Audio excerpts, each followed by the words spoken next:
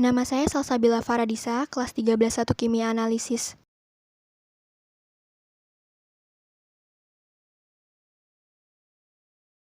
Epidemi flu 1918 juga dikenal sebagai epidemi flu besar atau flu Spanyol, dianggap sebagai pandemi global terburuk dalam sejarah karena memusatkan angka kematian yang tinggi dalam waktu singkat.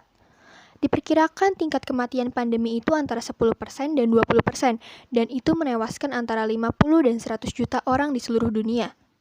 Di Spanyol, jumlah kematian diperkirakan sekitar 300.000, tidak seperti epidemi flu lainnya yang terutama menyerang anak-anak dan orang tua. Banyak dari korbannya adalah orang muda dan orang dewasa yang sehat berusia 20-an dan 40-an, serta hewan seperti anjing dan kucing. Flu mulai menyebar pada akhir Perang Dunia. Media di negara-negara yang berpartisipasi dalam perang berada di bawah sensor militer sehingga mereka menyembunyikan pandemi. Namun, Spanyol bersikap netral, dilaporkan dalam pers pada kasus-kasus baru menggunakan nama-nama seperti demam 3 hari, prajurit tidur siang, atau penyakit modis. Tampaknya Spanyol adalah satu-satunya negara yang terkena dampak.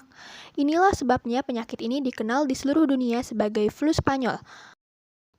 Meskipun pada musim gugur 1917, penyakit itu telah terjadi di 14 kamp militer. Beberapa orang menganggap Gilbert Michel, seorang juru masak di Camp Fort Riley di Kansas, sebagai pasien nol. Michel memasuki pagi hari tanggal 4 Maret 1918 dengan demam dan sakit kepala ke rumah sakit, dan beberapa jam kemudian ada lebih dari 100 kasus dalam perawatan, sehingga mereka harus membuat hanggar untuk merawat pasien. Gejala penyakit ini adalah demam tinggi, sakit telinga, kelelahan, diare, dan muntah sesekali, dan kadang-kadang kesulitan bernapas dan mimisan. Sebagian besar orang yang meninggal adalah akibat pneumonia bakteri sekunder karena antibiotik tidak tersedia. Namun, satu kelompok meninggal dengan cepat setelah gejala pertama muncul hanya dalam 2 atau 3 hari. Pada pertengahan April 1918, flu sudah mengamuk di parit Eropa Barat. Dia meninggal dari Prancis ke Inggris, Italia, dan datang ke Spanyol.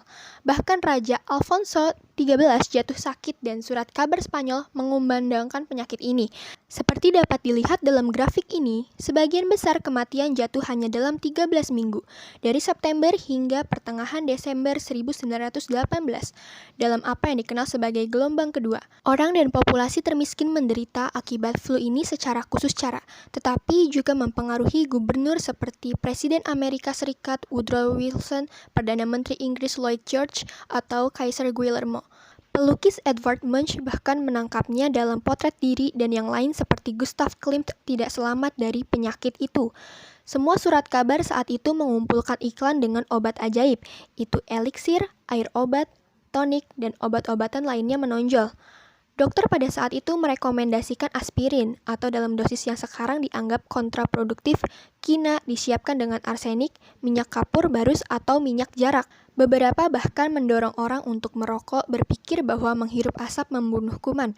Berbagai publikasi medis waktu itu tersedia di perpustakaan digital Hispanik berusaha untuk menanggapi penyebab epidemi dan melaporkan perkembangannya dan konsekuensi. Seorang ilmuwan Italia, Profesor Saccone, mengklaim telah mengisolasi kuman penyebab penyakit, tetapi waktu membuktikan itu tidak benar. Ketegangan virus menyebabkan Spanyol flu H1N1 tidak ditemukan sampai 1943, dan urutan genetiknya tidak ditentukan hingga 2005.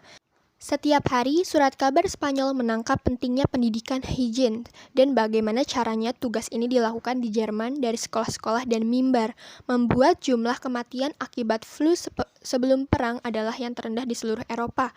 Mereka juga memperingatkan bahwa pasien yang tidak mengalami gejala apapun yang disebut pemulihan dapat menjadi fokus penyebaran epidemi, sehingga mereka merekomendasikan untuk mempertahankannya 1 atau 2 minggu lebih dalam isolasi. Penggunaan masker kain menjadi wajib bagi semua yang melakukan pekerjaan pelayanan publik.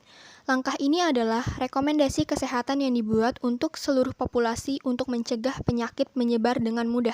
Semakin banyak kontak antar orang, semakin besar kemungkinan mereka untuk memproduksi virus. Pemerintah mulai mengambil langkah-langkah pencegahan untuk mencoba menghentikan krisis ini. Teater, sirkus, bengkel, pabrik, dan tempat-tempat umum didesinfeksi dan beberapa acara ditangguhkan. Dilarang mengimpor barang dari Maroko, orang asing memasuki populasi diidentifikasi. Biaya kuliah dan ujian diperpanjang tanpa batas, dan rektor bahkan diberi kebebasan untuk menangguhkan kelas jika mereka mau. Gelombang ketiga dan terakhir lebih jinak karena banyak orang sudah diimunisasi, memberi pandemi yang terkendali pada musim semi 1919, dan penyakit itu berakhir dengan sendirinya.